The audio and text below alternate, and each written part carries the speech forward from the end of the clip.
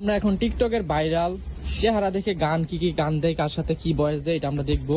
কারে দা শুরু করবে? মারুফ। এই যে। কি আয়ে? তার বউ নেই, তার কেউ নেই। আমি জানি একাকিত্ব কতটা। এটা সত্য।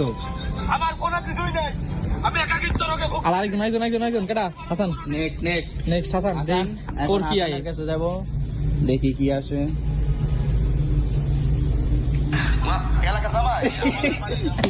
এলাকার জামাই ভাই আমি। দেখি রিয়াদের